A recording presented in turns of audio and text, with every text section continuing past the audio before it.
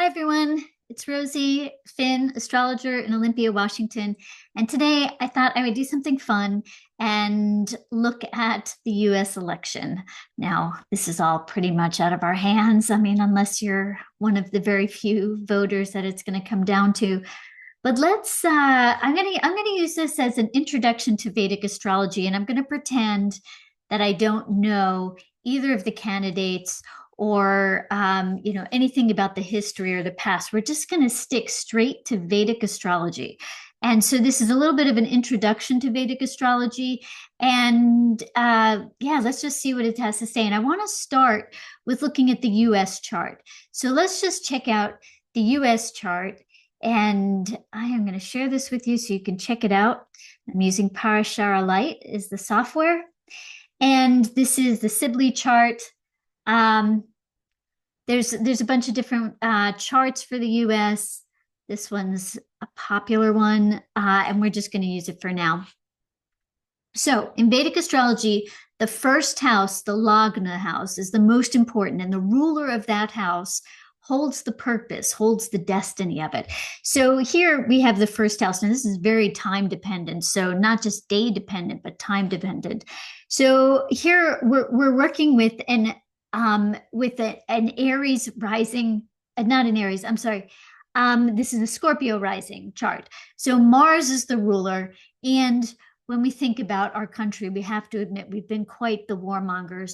But Mars is the and it's classic Mars because Mars is in mythology is not necessarily the planet the myth, the god that kills a lot of people. He's the one that instigates things, that is kind of says charge and gets everybody else all riled up. And I think we've really played that role. And Scorpio rising, Mars rules the chart. Now remember, this is sidereal, it's not tropical, so the signs are going to be a little bit off from what you're used to thinking if you're used to using tropical. So Mars is over here in the eighth house. We see a loaded eighth house. I mean, eighth house is a Dustana house. It's a house of suffering. It's a house of loss. It's also that subversive sneakiness. I feel like we've instigated a lot of wars, but haven't actually had wars fought on our home turf, not since the Civil War. So this is all covert ops, is eighth house, all the kind of underhanded things. It's also the house of money from others. So the economy and the world economy and how much we siphon off and move money around. That's also eighth house. And we can see Sun, Jupiter, Venus, Mars. So I don't know, maybe we're fulfilling our destiny here, being all sneaky and covert. But let's just look at this. Mars. This is Mercury's house. So this is the house of Gemini. So Mercury's the ruler, commerce, economics, just money, exchange, trade. And Mercury, the ruler of this house, is here in the ninth house. And the ninth house is the house of good things we do for the future. So the ninth house is a good house. So there's some like beneficial thing that is moving all of these planets. Maybe it's hard for us to see. But Mercury is connected to the North Node, Rahu. Rahu is about desire, disturbances. This is where we get our pull your boots, pull yourself up from your bootstraps kind of thinking, because that's Rahu, which is about desire and drive. And we certainly value desire and drive in our culture, and particular the desire and drive for wealth, which is what Mercury rules. Mercury rules the 11th house of gains and acquisitions, and it's here together with the drive of the country. So when we're looking at a presidential chart, we want to see some things over here in Gemini. We want to see some things. We want to see some alignments with Gemini. We want to see some alignments with Cancer. That's where Mercury and the North Node are. The moon is always important to tune into. That's the consciousness. So our consciousness is over here, fourth house, moon in Pisces. Again, think Vedic, sidereal. The thing about this is that the moon is a little bit by itself, and this is a difficult thing. When the moon's by itself, we feel alone, and we have isolated ourselves in a lot of ways. We've kind of separated ourselves out, even though we've got our hands in all the pies all over the world. We have set ourselves apart in a way. Sometimes that's good, sometimes that's bad, just like the moon over here. Now, the moon is well supported by Jupiter, so we do get the support. And it's a little bit supported by Mercury, but we're going to have to lean into the support from Jupiter here in the eighth house. So some kind of now I think Jupiter in the eighth house is secret societies. Like Jupiter is the wise planet. So there's something about wisdom, understanding, but it can also be sacred rituals when it's in the eighth house, and maybe some positive secret societies. I don't know, but that I think Jupiter is very righteous. So that righteousness is the dark side of Jupiter. So that feeling of superiority, that's Jupiter's kind of dark side. So Jupiter in the eighth house, we're going to see it doesn't like the eighth house. It's not beneficial there. It doesn't like to be in Gemini. So that Jupiter, even though it's helping out the moon, it's helping us grow, it's doing it in some subversive, maybe even weird kind of ways. Venus is actually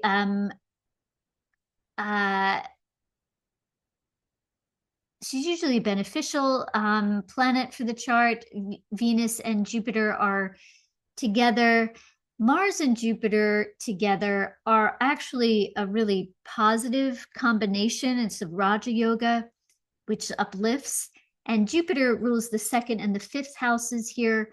And so Jupiter, second house is wealth, money, and the fifth house is good karma from prior lives. So there's some good karma that gets in here with Jupiter.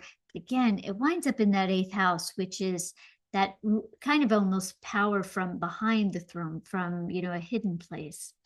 And I think all that eighth house is the trauma and kind of how we landed here and decimated the population that was living here, and how we've been very influential in subversive coups and takeovers throughout the world. So that's the eighth house.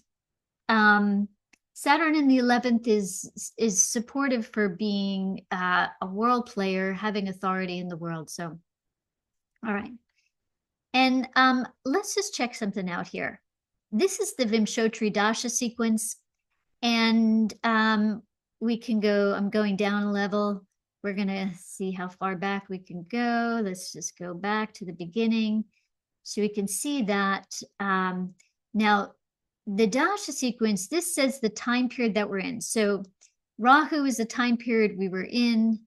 Let's just go back one more. So we started as a nation, at least if we look at the Revolutionary Wars, the beginning point, we started that in Mars, which is the ruler of the chart. So Mars time periods are going to be impactful, potent, and regardless of wherever Mars is, it is a good planet for us. So somehow that works for us. And again, I'm just trying not to be judgmental here, even though I realize I am being.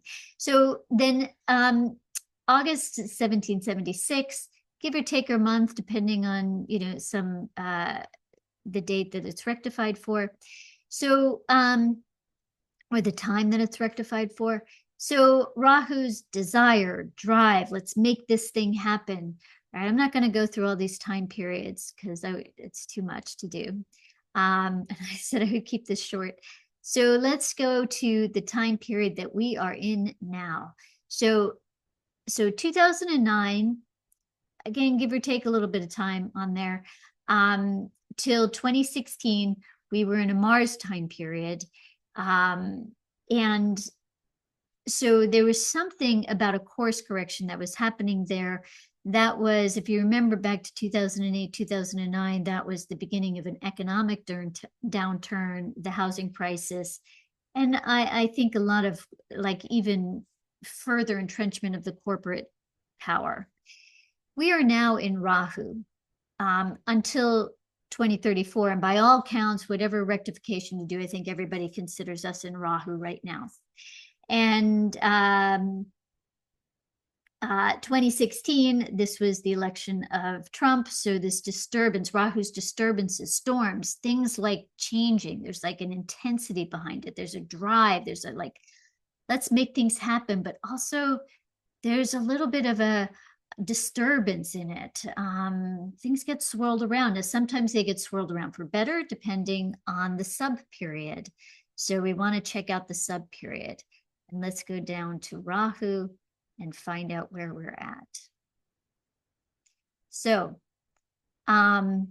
we just moved into a new sub-period, Rahu Mercury. And you can see Rahu Mercury in the 9th house. This actually, I think, is a really positive thing for us going into this next time period, because Rahu and Mercury are together. That strengthens this time period. Rahu and Mercury are in the 9th house, which is the good house. So there's a sense of moving forward. You know, we're not embroiled in 8th house, dark, twisted stuff. We're connected to, this is about searching for the light. This is about, it's the 9th house, the house of politics, of travel, of education. But it's the sense that we can do good in the world, that we can be a beacon of hope, a shining light, whatever euphemism you want to use. So we're in Mercury. And I think, I don't remember exact dates around when Biden stepped out and Kamala stepped into running, but I think it's interesting around the end of, I think it was around July, August, kind of that beginning time period, that we started to really kind of feel the momentum for a different kind of election than what it looked like it was going to be earlier on this year. And let's just check out the sub period now. This can be very time dependent, but it looks like we're still in Rahu, Mercury, Mercury. All right. So now let's jump over to Harris's chart. So we have an accurate birth time for her, and we're just going to pull down the dasha sequence. So now she's in Rahu. The US is in Rahu. So this is a good sign. She's alignment just from looking at the dasha sequence. We can see that her ruler of her chart is Gemini, Mercury. So we are in a Rahu Mercury time period in the US. So her ruler of her chart being Mercury, or her ruler of her chart Mercury in the 5th house, very well placed Mercury. When the ruler of the chart is well placed, then we get all the karmas of the chart, everything we have access to, the good and the bad. So there's a sense of a lifetime being more, let's say, more impactful, more intense, more, you know, you're going to do what you're here to do. So Mercury in the 5th house is good karma from prior lives. So she's got some good karma. We can see that she started out life in a difficult dasha. So in K2, which is difficult. So the first 5 years of her life, not so easy, not, you know, maybe not felt that really good karma that she's got. But Rahu will support, she doesn't get the Mercury until 65, so she doesn't get that. But the sun associated with Mercury is beneficial. It's ruling this 3rd house here. So the sun time period is good. She steps into some good stuff there. And Venus is actually a good planet for her chart as well, because Venus rules the 5th and the 12th house here. So any planet that rules the 5th house or the 9th house or the 1st house, those planets are going to be good for the chart pretty much no matter what, especially the ruler of the 1st, which is Mercury in this case. So when we go down and we look at the dasha that she's in, we see 2012. And now let's add a sub period. So Saturn is, so that's in her 9th house, which is a good house. It's a good planet for her. There's a rising up 2017 to 2020. She moved into the vice presidential candidate role in 2020. And then she moved into Rahu Mercury July 2020 till January 2023. And Mercury, the ruling planet, she's stepping into what she's here to do. And Rahu is in her first house, which is the Lagna. So Rahu's is going to do good things for her. Now, Rahu can be very troublesome, particularly if it's in the sixth, the eighth, or the 12th house. But here, Rahu in the first house, the drive and ambition is going to be directed towards doing the thing that she is called here to do. And Mercury being in the fifth house, which is holding the thing that she's here to do, is she's here to preach, she's here to talk, she's here to enlighten, she's here to bring hope. And the sun here brings in the quality, the essence of, a vitality to her. So anything like in the fifth house, Venus rules this house. So this Venus is a good planet, Mercury is a good planet, and Saturn, because it rules the ninth, is a good planet. And Saturn not only rules the ninth, it's in the ninth. Very, very strong, powerful, good Saturn. So Saturn's a good planet for her. She works hard. She's the tortoise in the race. Slow, steady. She's got stamina. Stamina is the word I was looking for. She's got discipline. She's got stamina. She can go the distance. Anybody with a strong and good Saturn it has that capacity. So, all right. Moon is well supported by Jupiter. We like to see that as well. All right, let's just take a little bit of a look at Trump's chart. And actually, before I do, let's go down to, I know what I wanted to say. So January 2023 to February 2024, Rahu, Ketu, South Node, North Node, South Node, sorry. And that is a spiritual awakening time period. That's like a shift time. That's like a come to Jesus. What the heck's happening? That's an internal process. So if she felt like she was kind of out of the game for that year, there was something that she was doing internally in herself, in her consciousness, in her emotional growth. There was something potent about that year for her. I don't know what happened because it's internal. So now starting February of this year, 2024, into February 2027, Rahu, Venus. We've already determined Venus is a good planet for her chart. So Venus is going to do good stuff. It rules that fifth house. It rules the 12th house. 12th house is connection to the world. It's a suffering, sthana house. It's a house of suffering, but it can also be a house that really connects us to the suffering in the world. It's a house that can have us feel like we're empathetic, we're tuned in. She's got Jupiter in that house. She's not oblivious to the suffering that's happening in the world. She may be playing the game right now, Rahu, total Rahu, playing the game, but she's not oblivious. And particularly that Rahu Venus is going to be connecting to the world. In other words, supporting her having a world stage. Okay. She'll have North Node Rahu, which will also be a powerful time for her. And let's just add a layer to this just to see if there's anything important to look at. And again, we can trust these dates where the USA dates, I'm like, give or take, sometimes a year, sometimes a month. But with this, I would say, okay, October 1st, she moved into Rahu, Venus, Moon.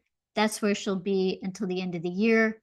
And the moon in her chart is 11th house. It's well supported. It's not all by itself. Like you might have noticed with the USA chart that Ketu is next to the moon, but Ketu is like a shadow planet, Chaya Graha.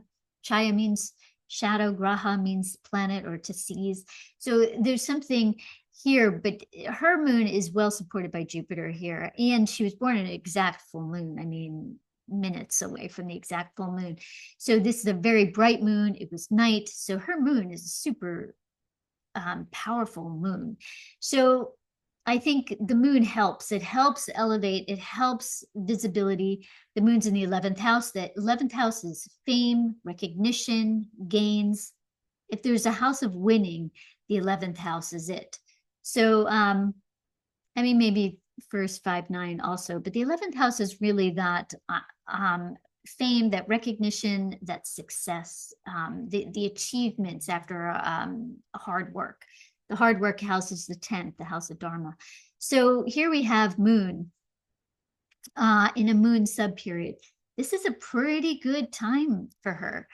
And we're going to look at the election chart, but let's just check out Trump's chart. So ruler of the chart, ascendant here, this is the house of Leo. That means the sun rules his chart. The sun is ego, identity, vitality, bravado, force, light, power. It's on the 10th house of career. It's together with Rahu. We've talked about Rahu, disturbances, storms, desire, drive, ambition. So this guy with a lot of ambition, a lot of fight in him, a lot of light out. But he was born also at an exact full moon. And because these nodes are here, Rahu, Ketu, that means he was born during an eclipse. He was born exactly, like here's his mom giving birth, and the sun is disappearing. Actually, it was a lunar eclipse, so it had been the moon disappearing. But anyway, it's an interesting moment to be born. Typically, eclipses have been considered ominous because something is swallowing up and disappearing the moon or disappearing the sun. I think what it plays out to be, and I know a bunch of you are born during an eclipses, it's not a bad lifetime. It's just that you don't feel like you're in control. You're not the one in power. You like bigger things happen, more random, crazy stuff is going to happen in your life. And this is why he can be high as a kite 1 minute and low, low, low at another minute. He could win big gains, win the presidency, have to go to jail. Like these kind of swing from billionaire to being millions and billions of dollars in debt, getting bailed out, going back into debt. Like that's very eclipse kind of energy. So when the nodes and the sun and the moon are together, we have to pay attention to what is going on with them, what planets are aspecting. Is he in a time period that's related to either of the nodes, the sun and the moon? I don't know. I forget. We're going to check it out right now. So let's just go back to just looking at the main dasha. And you see as I'm switching here, this is the dasha when we enter a sub-period. Then that's a bhukti, and then there's the entire dasha. And you can keep going. This will, nail it down to 5 levels. So anyway, he was in Rahu, 98 to 2016. He got into Jupiter, and this is why a lot of astrologers, particularly the Vedic astrologers, said, looks like he might win this 2016 election, because Jupiter is a good planet. It's the brightest planet. Vedic astrology is Jyotish, the study of light. So the lighter, the brighter, the better. So just like Kamala's moon, bright moon out during the night. So for Trump, bright sun, ruler of the chart. So it's the sun versus the moon. Like she's classic moon, he's classic sun. And his ascendant, so Leo, Mars here, and he's in Jupiter. So Jupiter is a friend of the sun's. And so Jupiter and Mars and the sun, they all get along. They all like each other. There's a little bit of heat. They all rule fire signs. So they're all friends. And Jupiter is a good planet for his chart. It's in the house of money. So this is a good time for him financially. It rules the 5th house, good karma from prior lives. It also rules the 8th house, an ability to wheel and deal, be underhanded, all that covert stuff we were talking about earlier about the 8th house. So Jupiter both aspects and rules that 8th house. It sheds its light over there. So Jupiter's strong. Jupiter's good for his chart, and he is in this until 2032. So we might not be done with him. He may be out and bright and shining out there for a long time. Just keeping it to the astrology here if I can. So So Jupiter's good. Now let's look at the subperiod. So one thing is, let's look at what happened with the last election, 2020. He moved into Jupiter Saturn. Saturn, difficult planet for his chart. Saturn rules the sixth house of obstacles, a seventh house, which is an angle house. It doesn't really help. So Saturn is not a friend. It rules the air and earth signs. So we like for sun rulers, we like to see the planets that rule the fire signs and the water signs. And so Saturn and Venus and Mercury, these are the enemies to the chart, or the difficult planets in the chart. And Saturn in particular is very difficult. It's in the 12th house, which is a house of loss. This is, he loses a lot of steam whenever Saturn gets in play. And so all the obstacles and the lawsuits and everything that happens during Jupiter, Saturn, losing the election, everything. So he moved into Jupiter Mercury in July of 2021. Mercury, again, not really an easy planet for his chart, but Mercury has everything to do with money for him. It rules the 11th, it rules the 2nd. These are the two money houses. Out of the 12 houses, second house is money, 11th house is gains and acquisitions. His Mercury is completely focused on monetary wealth. And but it's not strong. Neither the second or the 11th house give Mercury very much power, but it's also not bad. You know, sometimes Saturn's bad for his chart. Saturn's a really difficult planet, whereas Mercury, it's not great, it's not strong, it's also not bad. You know, he still didn't go to prison in all of that time. So then October 2023 till September 2024, he was in Jupiter K2. Remember we talked about K2 with Kamala's chart, and that year of 2023 being an internal year. K2 is about loss, and it's a planet of kind of where we want to be separate, escape, get away. So this is not this was not a winning time for him. This wasn't, and I don't know, whatever you can say about him gathering steam, this was not a particularly easy time, although his K2 is connected to his moon and his sun.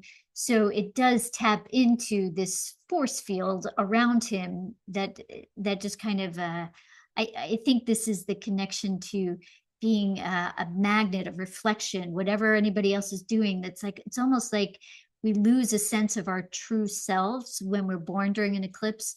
So anything that triggers that, like K2, Rahu, Sun, Moon, is going to kind of trigger kind of an experience of not being in ourselves, or feeling that we have control. So Jupiter, Venus, that's what he's in now. And these are the two brightest planets in the sky. So this is not a bad thing. Now, Venus is not a friend to his chart, but it is also not a bad planet for his chart. It rules the 3rd and the 10th. So it rules his purpose, his dharma, his career. So it helps his career. It rules the 3rd house of competition, writing, speaking. But the difficult thing about Venus is it is together with Saturn. These abbreviations here are the nakshatras. This is Punarvasu. This isn't really the easiest place for Venus. So the 12th house is a house of loss. And so the Venus subperiod isn't going to help very much, but it's also not terrible. So her chart is definitely aligning more with the US, but let's check out election night, and let's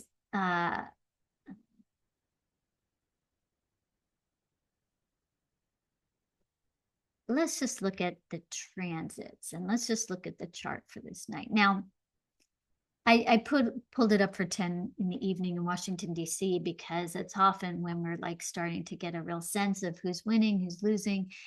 but we're not going to be able to use the ruler of the chart. So we're just going to look at where the planets are. And we see Jupiter here. This is the sign of Taurus. So Jupiter's in Taurus, sidereal. This is Pisces, Aries, Taurus. And the sun is down here. And I could, this software, it's a little bit unfortunate that the signs aren't here. I could probably fix it. But anyway, the signs are always in the same place here, whereas in the Western chart, the signs change. Whereas here, the signs stay fixed and the houses change. So, but Jupiter's here. It's in Venus's sign, and Venus is down here, and this is this sign of sorry, Scorpio. So they're opposing each other. This is a pretty tight opposition, 25 degrees, 29 degrees. Mercury is here helping Venus. Whenever planets are in the same house, they're together, kind of like a conjunction, but I think the word together is more used. So this opposition is pretty strong when we look at what's going on this election night. So that Jupiter in Taurus is going to benefit anything in Taurus. It's going to bring light to that point. But one of the big things that's going on election night, and we're not going to be able to see this, so just trust me on this, is that Mars is opposite Pluto. And Pluto's over here in this in the sign of Capricorn here, where it's pretty much just entered sidereally, and Mars is here in Cancer. And this opposition is very intense, especially since Mars is going to oppose Pluto 2 more times after this night throughout the winter. It's going to go retrograde on December 5th. It's gonna oppose Pluto sometime in, I think it's December, January, February. It'll turn around, go direct, and then it'll oppose Pluto again until May. So Mars is doing this dance in opposition to Pluto. And this is pretty intense because Pluto, tropically, Western, is changing signs. Anyway, most Vedic astrologers do not consider Pluto, but I do. I have to consider Pluto. I just wrote a book about Pluto. So Mars opposite Pluto is a big game changer. And this is really tight on the election day and the week before. So there's something going on, and it is trying to change the narrative. It's trying to change kind of the deeper evolutionary field in which we live.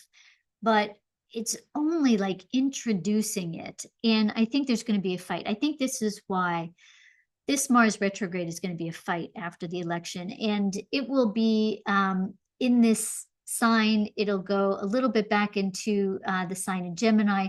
So we want to kind of track Mars, Cancer, Gemini, when we just go back to their charts. The moon will be changing so often that we're not going to focus on that. Saturn is here in Aquarius. So we want to look at this Saturn, because Saturn and Jupiter are such important planets when it comes to the world stage and politics and who wins, who loses.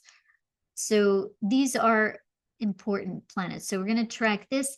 We also want to track Rahu and Ketu, because these will throw the wrench into the picture. So they're Pisces and Virgo. And the eclipse, the election is not happening during an eclipse. It's not happening during a Mercury retrograde. So there isn't anything, like when Bush was elected, it was a weird energy. It was a total like void of course day, the whole day. That's not what's going on here. There's just a fight. There's like something, it's the Mars Pluto that's going to cause the fight. And Saturn and Jupiter are squaring each other, which is also creating tension. But it's all this shift that wants to happen. And it's going to take a while because even Jupiter and Saturn keep squaring through the spring. So I forget about that. They square until the spring. Yeah, so about May, April, May. So they're squaring. Anyway, let's look at Iris's chart. All right, she's got Jupiter in Taurus. So Jupiter in Taurus, now. She's got Saturn in Aquarius, right now. This is going to be beneficial for her. Now, one of the things is that Saturn is now in her 9th house. It'll move into her 10th. It means that Saturn's at the top of her chart. This is beneficial for success, but particularly that tortoise kind of success, slow, steady. She's got stamina. She's going to go the distance. It's that kind of effortful move forward and step into authority. Jupiter is the one that makes it all easy, opens the doors, but this also is supportive for her. So now let's, and the nodes aren't doing anything. They're not aspecting anything in her chart, so they're not going to interfere with stuff. And Mars, Mars is going to be on her Mars, so she's going to have a fight ahead. So that's going to be part of what's going on. When we look at Trump's chart, you see Saturn's not helping him, but Jupiter is really big time helping him, because there's nothing more powerful than Jupiter in the 10th. Well, there are more powerful things, but Jupiter in the 10th on his sun, which is the ruler of his chart, on his Rahu, which is about drive and ambition, that Jupiter is helping. But it doesn't have the authority that her chart has. So she's got the slow, steady. She's been talking about it. She's in it for a fight. She knows that there's a fight coming. She's ready. She knows she's in a marathon. At least that's what she seems to be talking about. And he is talking just like full on Jupiter. You know how Jupiter was. He was just like, oh, you need something? I'll give it to you, even if I don't have the power to give it to you. I'll tell you whatever you need to say, like the granting boons, the granting of boons. That's Jupiter. And it's doing well for him. And he's in a Jupiter dasha. So he does have a good chart, even though I think hers is a little bit better. But his chart is going to help the appearance of winning, the showmanship of winning, the visibility of winning. He may look like he is full on winning at some point during that day. And there may be a lot of exuberance. And I think what we're concerned about happening, where that light, like, there's a vitality, there's a light shown on this. It can he take that to keep going? I mean, we've been, emperor has no clothes for a long time, and still we keep, we know that there's a facade happening, or at least a lot of us know, and yet we still keep feeding the facade. So I'm probably feeding it right now by even looking at his chart. So anyway, lots of light here, lots of support. I want to go back to the election day and look at where Venus is and if any planets are aspect. So Mars is going to be on his Venus, because I'm thinking about him being in the sub-period of Venus. So, and then Venus is in Scorpio. Let's just check that out. Well, Venus is going to be on his moon. That will help him. And Mars will be on his Venus. Well, that may also help him, but this will help with the fight. However, I want to say Mars on his Saturn, not easy, not good placement. These two don't like each other. I think he loses in the end, but he does have a good, solid time ahead. Jupiter, Venus, Venus. let's see, sorry, I want to just back up here. So he's in Jupiter, Venus, Venus until March 2025. And let's see, election day, Jupiter, Venus, Venus, Moon. Moon with K2 would be about loss. Moon rules the 12th house. Yeah, Moon is weak. So this, but we're talking minor energy here, but it does start on November 1st, which is the exact day that Mars and Pluto oppose. So something comes in now. All right. Well, this is my quick look at the election. I'm not very definitive, I would say, but more of kind of what we are probably aware of a bit, that that Kamala's got the sticking power, but she does have really good transits for winning in the long run. But it may be still really undecided even on inauguration day. So Biden may stay in power for a little bit longer until this gets resolved. And we know the Supreme Court is leaning so far right at this time period. That could be a wrench in things, but her power is strong. And I think, and I also want to say, you know, who she becomes after she gets elected will be really interesting, because who she's presenting herself to be now, that Rahu is really tricky, because it can shift, it can really change, it can move in a different direction. So she's in that Rahu sub period. So we might see a very, very different side to who she is as president, and hopefully that will be a good thing for us and the world. All right. Thank you, everybody. Get out and vote. And we'll see how this unfolds.